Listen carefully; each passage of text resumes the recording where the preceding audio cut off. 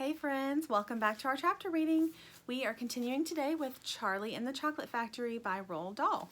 When we left off last time, all the kids had gotten into the factory and they were in the chocolate room and they saw some little men that were working. And Mr. Wonka told them those were the Oompa Loompas. So we're going to start with chapter 16, the Oompa Loompas. Oompa Loompas, everyone said at once. Oompa Loompas! Imported direct from Loompa land, said Mr. Wonka proudly. There's no such place, said Mrs. Salt. Excuse me, dear lady, but... Mr. Wonka, cried Mrs. Salt, I am a teacher of geography. Then you'll know all about it, said Mr. Wonka. And oh, what a terrible country it is. Nothing but thick jungles infested by the most dangerous beasts in the entire world. Hornswogglers and snozwangers and those terrible wicked wangdoodles. A wangdoodle would eat 10 Oompa Loompas for breakfast and come galloping back for a second helping. When I went out there, I found the little Oompa Loompas living in tree houses. They had to live in tree houses to escape from the wangdoodles and the hornswogglers and the snogwangers. And they were practically starving to death. They were living on green caterpillars, and the caterpillars tasted revolting. And the Oompa Loompas spent every moment of their days climbing through the treetops looking for other things to mash up with the caterpillars to make them taste better. Red beetles, for instance, and eucalyptus leaves, and the bark of the bong-bong tree. All of them beastly, but not quite so beastly as the caterpillars. Poor little Oompa Loompas. The one food that they longed for more than any other was the cocoa bean. But they couldn't get it. And Oompa Loompa was lucky if he found 3 or 4 cocoa beans a year. But oh, how they craved them. They used to dream about cocoa beans all night and talked about them all day. You had only to mention the word cocoa to an Oompa Loompa and he would start dribbling at the mouth. The cocoa bean, Mr. Wonka continued, which grows on the cocoa tree, happens to be the thing from which all chocolate is made. You cannot make chocolate without the cocoa bean. The cocoa bean is chocolate. I myself use billions of cocoa beans every week in this factory. And so, my dear children, as soon as I discovered that the Oompa Loompas were crazy for this particular food, I climbed up to their treehouse village and poked my head in through the door of the treehouse belonging to the leader of the tribe. The poor little fellow, looking thin and starved, was sitting there trying to eat a bowl full of mashed up green caterpillars without being sick. Look here, I said, speaking not in English, of course, but in Oompa Loompish. Look here, if you and all your people will come back to my country and live in my factory, you can have all the cocoa beans you want. I've got mountains of them in my storehouses.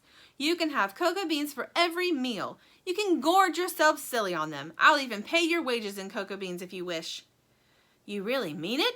Asked the Oompa Loompa leader, leading up from his chair. Of course I mean it, I said, and you can have chocolate as well. Chocolate tastes even better than cocoa beans because it's got milk and sugar added. The little man gave a great whoop of joy and threw his bowl of mashed caterpillars right out of the treehouse window. It's a deal, he cried. Come on, let's go. So I shipped them all over here, every man, woman, and child in the Oompa Loompa tribe. It was easy. I smuggled them over in large packing cases with holes in them, and all got here safely. They are wonderful workers. They all speak English now. They love dancing and music. They're always making up songs. I expect you'll hear a good deal of singing today from time to time. I must warn you, though, that they are rather mischievous. They like little jokes. They still wear the same kind of clothes they wore in the jungle, and they insist upon that. The men, as you can see for yourselves across the river, wear only deerskins. The women wear leaves, and the children wear nothing at all. The women use fresh leaves every day. Daddy! Shouted Veruca Salt, the girl who got everything she wanted. Daddy, I want an Oompa Loompa. I want you to get me an Oompa Loompa. I want an Oompa Loompa right away. I want to take it home with me. Go on, Daddy, get me an Oompa Loompa. Now, my pet, her father said to her, we mustn't interrupt Mr. Wonka. But I want an Oompa Loompa, screamed Veruca. All right, Veruca, all right, but I can't get it for you this second. Please be patient. I'll see you have one before the day's out. So here is a picture of Mr. Wonka meeting the Oompa Loompa tribe leader. Augustus, shouted Mrs. Gloop. Augustus, sweetheart, I don't think you had better do that. Augustus Gloop, as you might have guessed, had quietly sneaked down to the edge of the river and was now kneeling on the riverbank, scooping hot melted chocolate into his mouth as fast as he could. Chapter 17, Augustus Gloop Goes Up the Pipe. When Mr. Wonka turned around and saw what Augustus Gloop was doing, he cried out, "Oh no, please, Augustus, please, I beg of you not to do that. My chocolate must be untouched by human hands." "Augustus," called out Mrs. Gloop, "didn't you hear what the man said? Come away from that river at once." "This stuff is terrific," said Augustus, taking not the slightest notice of his mother or Mr. Wonka. "Oh boy, I need a bucket to drink it properly." "Augustus," cried Mr. Wonka, hopping up and down and wagging his stick in the air, "you must come away. You're dirtying my chocolate." "Augustus," cried Mrs. Gloop. "Augustus," cried Mr. Gloop. But Augustus was deaf to everything except the call of his enormous stomach. He was now lying full length on the ground with his head far out over the river, lapping up the chocolate like a dog. "Augustus," shouted Mrs. Gloop, "you'll be giving that nasty cold of yours to 1,000,000 people over the country." "Be careful, Augustus," shouted Mr. Gloop. "You're leaning too far out." Mr. Gloop was absolutely right, for suddenly there was a shriek and then a splash, and into the river went Augustus Gloop, and in 1 second he had disappeared under the brown surface. "Save him!" screamed Mrs. Gloop, going white in the face and waving her umbrella about. "He'll drown! He can't swim a yard! Save him! Save him!" "Good heavens, woman," said Mr. Gloop. "I'm not diving in there. I've got my best suit on." Augustus Gloop's face came up again to the surface, painted brown with chocolate. "Help! Help! Help!" he yelled. "Fish me out!" "Don't just stand there!" Mrs. Gloop screamed at Mr. Gloop. "Do something!" "I am doing something," said Mr. Gloop, who was now taking off his jacket and getting ready to dive into the chocolate. But while he was doing this, the wretched boy was being sucked closer and closer toward the mouth of the great pipes that was dangling down into the river.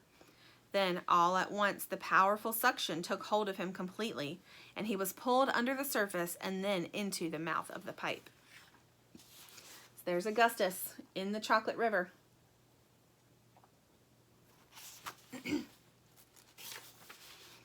The crowd on the riverbank waited breathlessly to see where he would come out.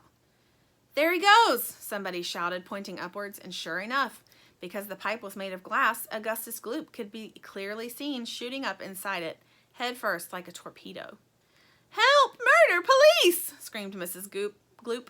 "Augustus, come back at once! Where are you going?" "It's a wonder to me," said Mr. Gloop, "how that pipe is big enough for him to go through it." "It isn't big enough," said Charlie Bucket. "Oh dear, look, he's slowing down." "So he is," said Grandpa Joe. "He's going to stick," said Charlie. "I think he is," said Grandpa Joe. "By golly, he has stuck," said Charlie. "It's his stomach that's done it," said Mr. Gloop. "He's blocked the whole pipe," said Grandpa Joe.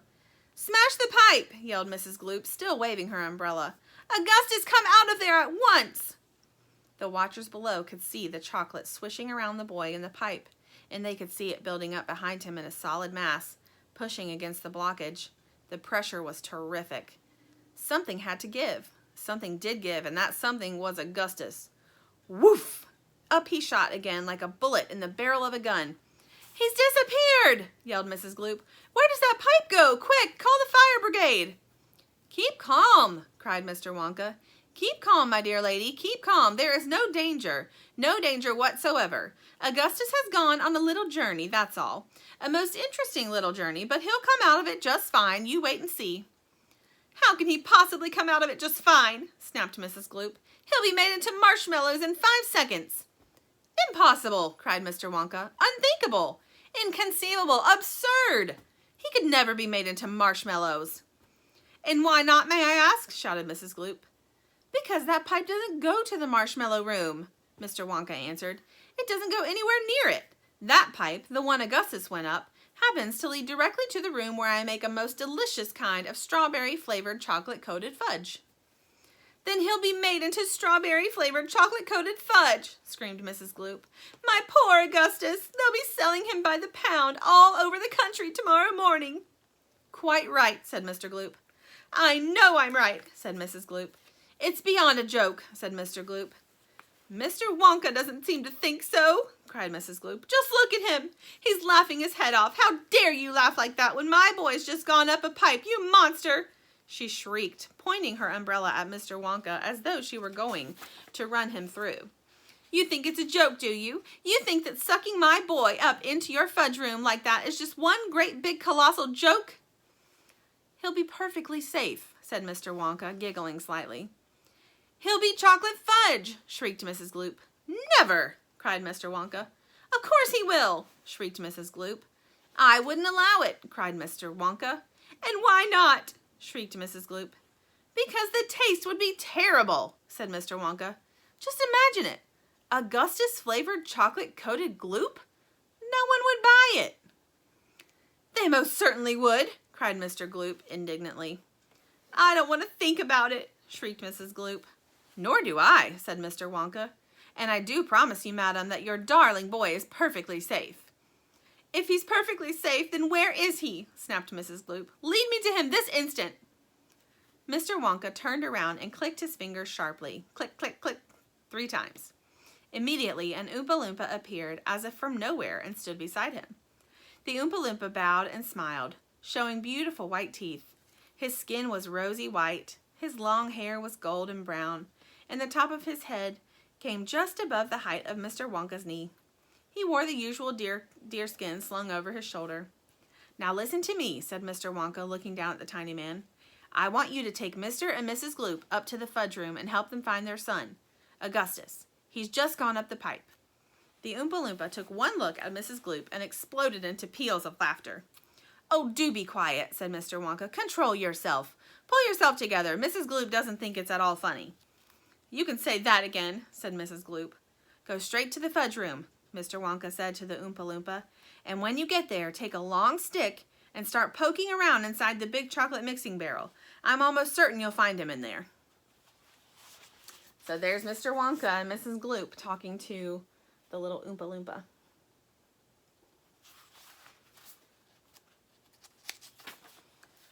But you better look sharp. You'll have to hurry. If you leave him in the chocolate mixing barrel too long, he's liable to get poured out into the fudge boiler, and that really would be a disaster, wouldn't it? My fudge will become quite uneatable. Mrs. Gloop let out a shriek of fury.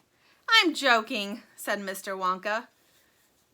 I didn't mean it. Forgive me. I'm so sorry. Goodbye, Mrs. Gloop and Mr. Gloop. Goodbye. Goodbye. I'll see you later. As Mr. and Mrs. Gloop and their tiny escort hurried away, the 5 Oompa Loompas on the far side of the river suddenly began hopping and dancing about and beating wildly upon a number of very small drums. Augustus Gloop, Augustus Gloop, they chanted. Augustus Gloop, Augustus Gloop. Grandpa, cried Charlie. Listen to them, Grandpa. What are they doing? Shh, whispered Grandpa Joe. I think they're going to sing us a song. Augustus Gloop, chanted the Oompa Loompas. Augustus Gloop, Augustus Gloop, the great big greedy nincompoop. How long could we allow this beast to gorge and guzzle, feed and feast on everything he wanted to? Great Scott, it simply wouldn't do.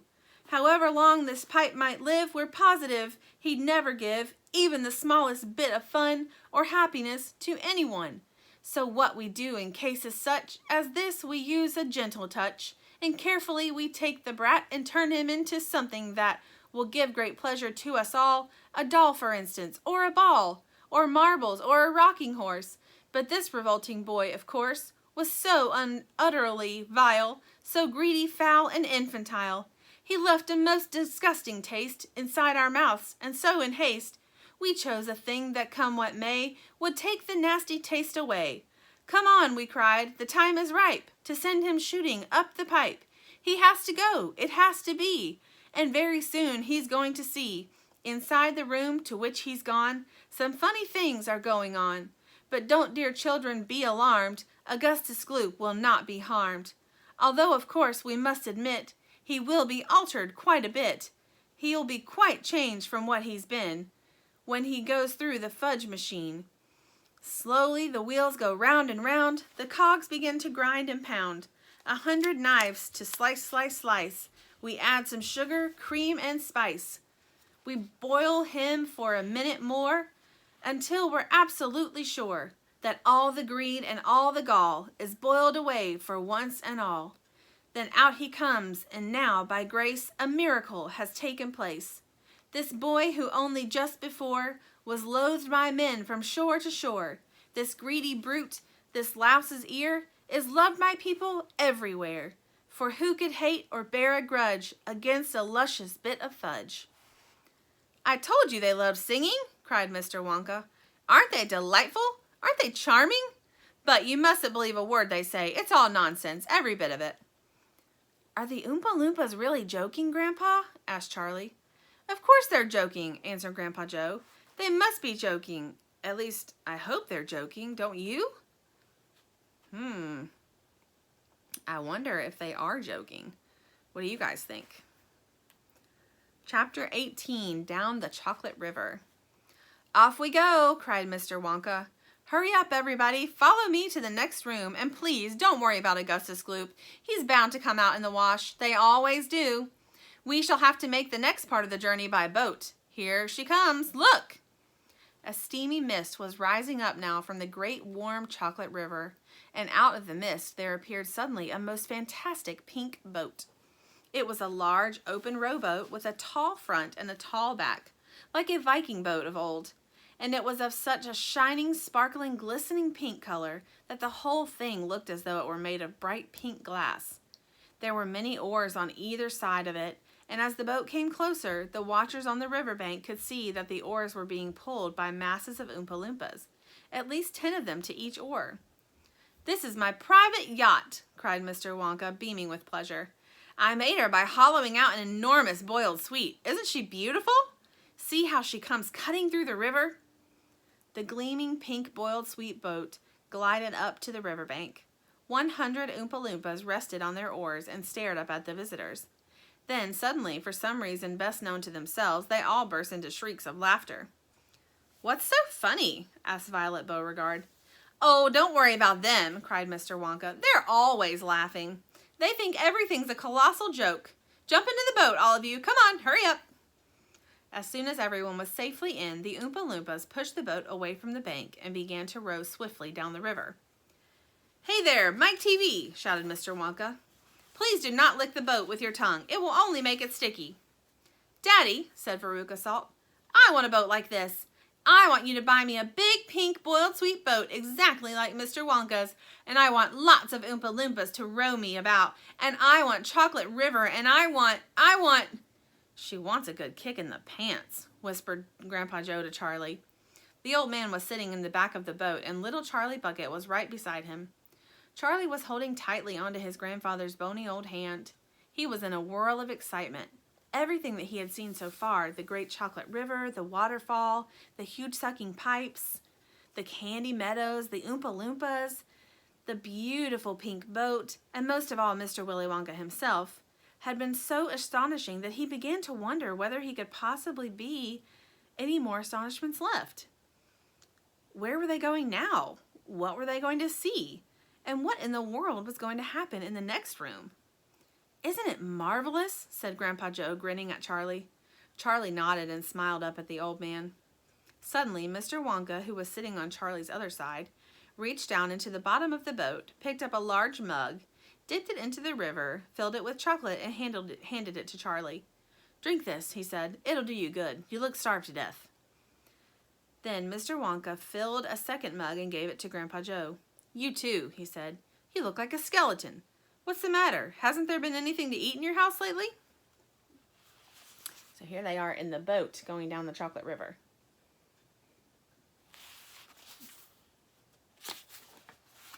Not much, said Grandpa Joe. Charlie put the mug to his lips, and as the rich, warm, creamy chocolate ran down his throat into his empty tummy, his whole body from head to toe began to tingle with pleasure, and a feeling of intense happiness spread over him. You like it? Asked Mr. Wonka. Oh, it's wonderful, Charlie said. The creamiest, loveliest chocolate I've ever tasted, said Grandpa Joe, smacking his lips. That's because it's been mixed by a waterfall, Mr. Wonka told him. The boat sped on down the river. The river was getting narrower. There was some kind of dark tunnel ahead, a great round tunnel that looked like an enormous pipe. And the river was running right into the tunnel, and so was the boat. Row on, shouted Mr. Wonka, jumping up and waving his stick in the air. Full speed ahead! And with the Oompa Loompas rowing faster than ever, the boat shot into the pitch-dark tunnel, and all the passengers screamed with excitement. "How can they see where they're going?" shrieked Violet Beauregard in the darkness. "There's no knowing where they're going," cried Mr. Wonka, hooting with laughter. "There's no earthly way of knowing which direction they are going. There's no knowing where they're rowing or which way the river's flowing. Not a speck of light is showing, so the danger must be growing. For the rowers keep on rowing, and they're certainly not showing any signs that they're slowing." "He's gone off his rocker," shouted one of the fathers aghast, and the other parents joined in the chorus of frightened shouting. "He's crazy," they shouted. "He's balmy, he's nutty, he's screwy, he's batty, he's dippy, he's dotty, he's daffy, he's goofy, he's beany, he's buggy, he's wacky, he's loony." "No, he's not," said Grandpa Joe.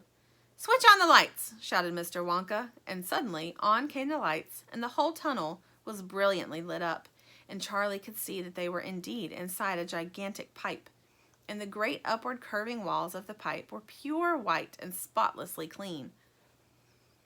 The river of chocolate was flowing very fast inside the pipe, and the Oompa Loompas were all rowing like crazy, and the boat was rocketing along at a furious pace. Mr. Wonka was jumping up and down in the back of the boat and calling to the rowers to row faster and faster still. He seemed to love the sensation of whizzing through a white tunnel in a pink boat on a chocolate river, and he clapped his hands and laughed and kept glancing at his passengers to see if they were enjoying it as much as he. "Look, Grandpa," cried Charlie. "There's a door in the wall." It was a green door, and it was set into the wall of the tunnel just above the level of the river. As they flashed past it, there was just enough time to read the writing on the door. "Storeroom number 54, it said. "All the creams, dairy cream, whipped cream, violet cream, coffee cream, pineapple cream, vanilla cream, and hair cream." "Hair cream?" cried Mike TV. "You don't use hair cream." "Row on," shouted Mr. Wonka. "There's no time to answer silly questions." They streaked past a black door. "Storeroom number 71, it said on it. Whips, all shapes and sizes." "Whips!" cried Veruca Salt. "What on earth do you use whips for?" "For whipping cream, of course," said Mr. Wonka. "How can you whip cream without whips? Whipped cream isn't whipped cream unless it's been whipped with whips. Just as a poached egg isn't a poached egg unless it's been stolen from the woods in the dead of night. Row on, please." They passed a yellow door on which it said, "Storeroom number 77. All the beans, cocoa beans, coffee beans, jelly beans, and has-beans." "Has-beans?" cried Violet Beauregard. "You're one yourself," said Mr. Wonka. "There's no time for arguing. Press on, press on." But 5 seconds later, when a bright red door came into sight ahead, he suddenly waved his gold-tipped cane in the air and shouted, "Stop the boat!" All right, that's where we're going to leave off for today. So join me back next time and we'll see what happens next.